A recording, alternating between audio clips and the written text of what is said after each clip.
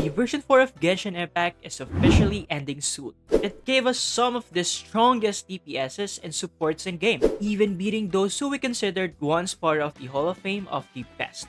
On the other end of the spectrum, we also got some, for lack of better words, very skippable characters. By the end of version 4, there are around 85 characters, and half of them are 5 stars, the rest are 4 stars, and there's this ancient character. During the whole run of Fontaine, 17 characters were released, 11 of which are 5 stars. Hi, this is Earlbedo. In this video, I will rank all the 5-star characters released in version 4, including characters that are not from Fontaine. To judge them fairly, we will not rank them based on their design or story. To be objective, we will focus on the value they add to your account, whether they are a DPS, sub-DPS, or a support. By the end of each ranking, I'll tell you if I recommend pulling for them or not. Just a disclaimer, if a character is ranked low, it doesn't mean you shouldn't pull for them. This video is created to help you weigh if pulling for a certain character will add value to your account, especially if you're an F2P or a low spender. Regardless of my ranking and recommendation, you can pull for whoever you want. Now let's get started. Top 11 on our list is Xianyun. I know you saw it coming. The main reason why Xianyun is ranked last is because her kit is very lacking for a 5-star character, especially for a Hydro one. If you watch my videos, I always say that Hydro characters are among the strongest in game since they enable strong reactions like Vape. They help in creation of Dendropores, and almost all Hydro character kits are broken, even for 4-star characters. Sadly, Xianyun for a 5-star character didn't hit the mark to be a great Hydro character. Her Hydro application is almost non-existent and not reliable compared to her counterparts. Even free or easily obtainable 4-star characters do better. Barbara can beat her in this department. And of course, Xingqiu, who is still the undefeated best Hydro applicator, can definitely beat her in this. Her skill buffing mechanic is okay, but nothing special. Skill-reliant characters already have very good teams that do not necessarily need a dedicated skill buffing healer or Hydro support. We also already have very reliable supports that can even beat Xianyun's buff. Next, her Bond of Life mechanics feels like an afterthought compared to Arlecchino and Cloran's implementation. I feel like she can still be a good healer without it, and Hoyoverse just added it for the sake of having another character with Bond of Life. Her burst also consumes a lot of field time for a below average damage. It just doesn't make sense. Good thing is, although she might not be the best Hydro character, she is actually very good in what she is expected to do, which is healing. I expected a lot from the resident head nurse of the Fortress of Meropide, especially as a Hydro character. That's why it's very sad to rank her last. Hopefully someone in the future will complement her kit. Overall, I don't really recommend pulling for her if you're an F2P unless you really like her. 10th in the list is Chiori. Chiori is not really that bad, it's just that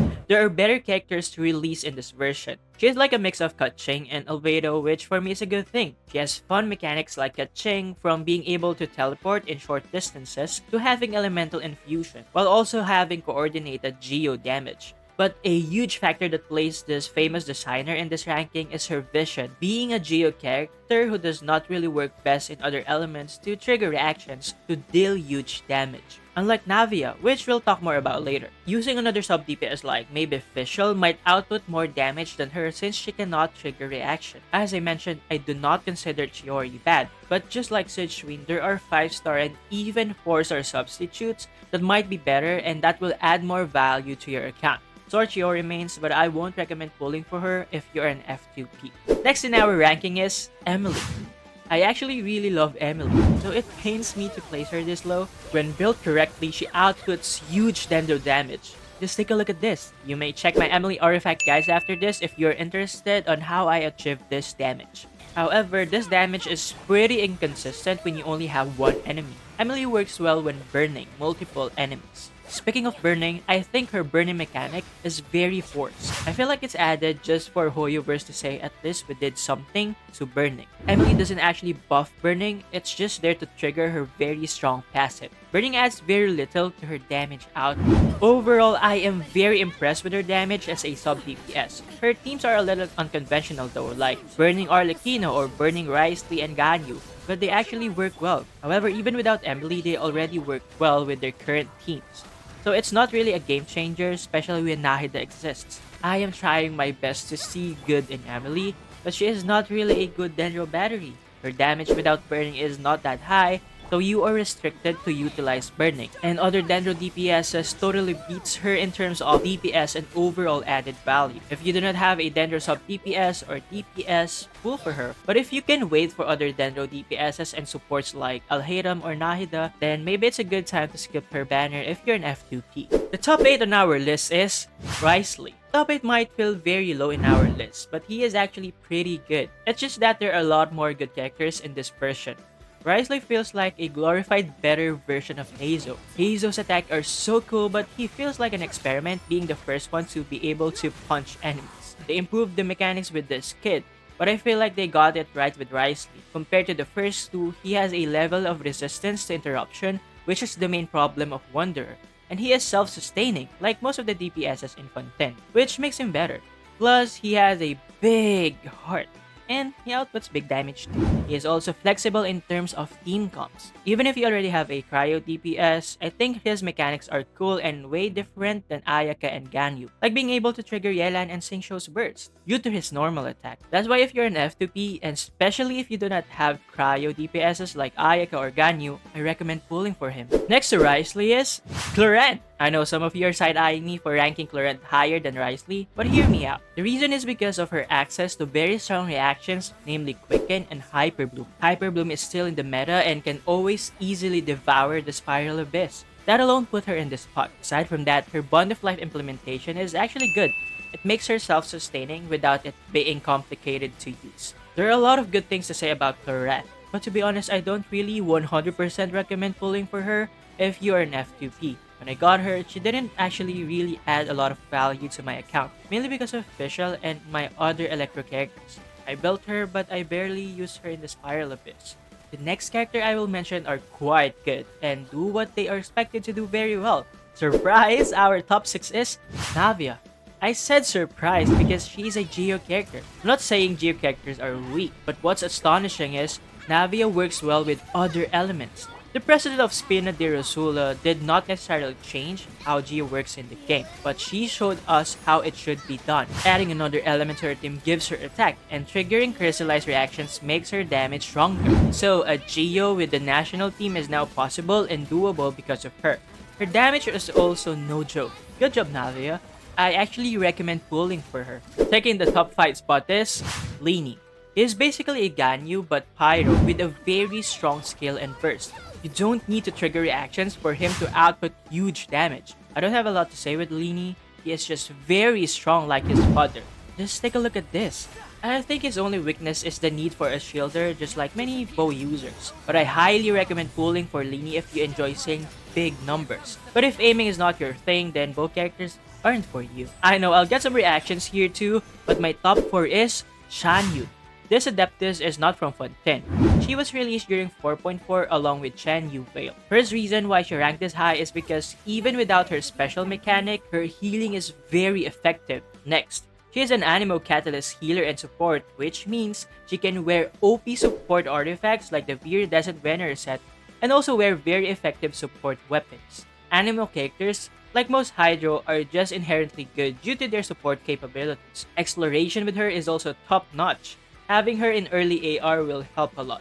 Talking about her special skill, she lets her teammates jump and plunge like Xiao and buff their plunge attack and plunge attack crit rate. She is a perfect support for Xiao, but she opened new ways to play the already strong and OP Hotao and gave new spotlight to Diluc. And the damage boost is actually no joke. Her kit might be very niche, but she does it well, along with very effective healing and support capabilities. But if this is not your playstyle, I do not recommend pulling for her since only a few characters can utilize her. You may opt to pull for other healers instead. We are now moving to our top 3. This was a tough choice to do, but just know that the top 3 are all worth it and will add huge value to your account. They altered the meta in the game and made Spiral Abyss very easy.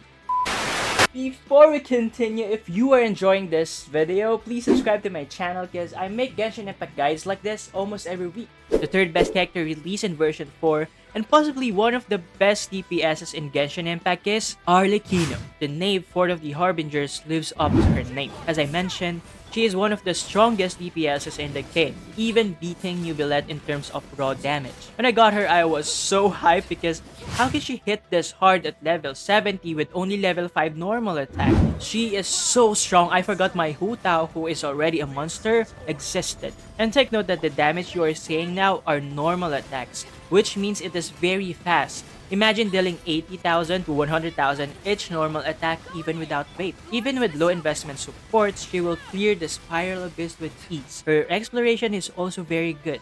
Arlecchino can also self-heal, but I think that is also the reason she did not rank any higher. Her Bond of Life implementation is actually very smart.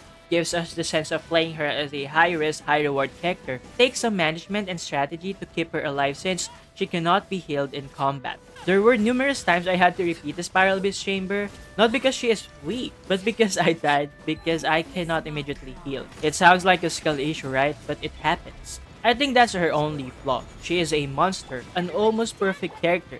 So there is no question, I recommend pulling for her regardless if you already have a good DPS. No doubt that she will add tons of value to your account. Now, who do you think will rank first? It's a battle between the human form of the former Hydro Archon and Fontaine's Udex and Hydro Dragon. Our runner-up is Furina. As the human embodiment of the former Archon of Fontaine, she really deserves this spot.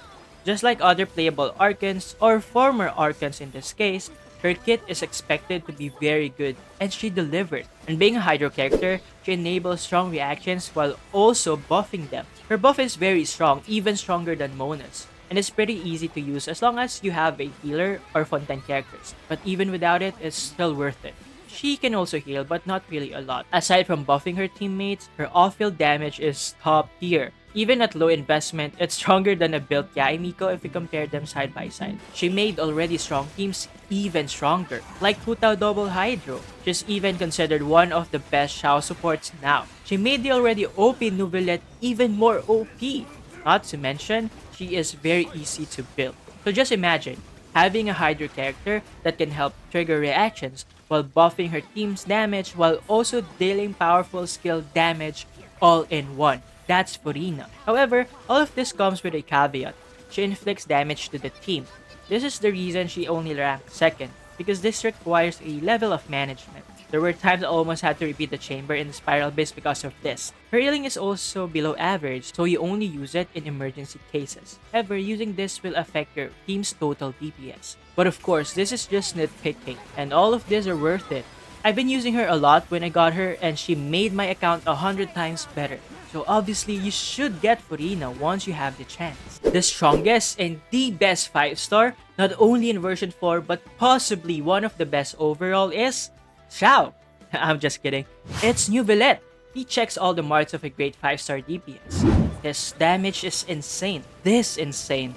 Even with a low investment team, he will still do well. Neuvillette is very easy to use. Just one skill or burst, then just a couple of charge attack, and everyone is dead. Not to mention, when used correctly, his charge attack does not consume stamina. He is also self-sustaining. You can use Neuvillette without a healer, or even run Furina with him, but he will survive. And his self-healing mechanic is so easy to do. Just one charge attack and his HP will be filled up. He is a Hydro Dragon, so just like Furina, he triggers reactions. So he doesn't only work as a sole DPS, he works well with Bloom and Hyper Bloom teams, and even Taser and Freeze teams. This makes him very flexible in terms of team comps, giving you a lot of options. And for an insane main DPS, he is very easy to build too. You don't even need a 5-star or crit weapon to make him work. HP weapons are enough. Neuvillette is very F2P friendly. Neuvi almost has no risk and consequences when using him, unlike Arlecchino and Furina. That's why he earned the top spot, which I think is well deserved. His only weakness is that he can get easily interrupted when doing a charge attack, but it's actually very easy to fix by just pairing him up with a shielder. And if you have enough primos or money, his C1 mitigates this. Neuvillette devours the Spiral Abyss with ease, very fitting for a Hydro Dragon. He is a well-realized DPS, to the point that he power crept already strong DPSs, but that's another topic. Being this great while being an F2P friendly unit is the main reason you should definitely pull for him. Version 4 gave us the best unit so far. That's why I'm looking forward to Natlan to see if they can beat the 5-star Fontaine releases. We reached the end of the video. Do you agree with my list? Comment your ranking below. Again, this is Earlbedo. See you next time.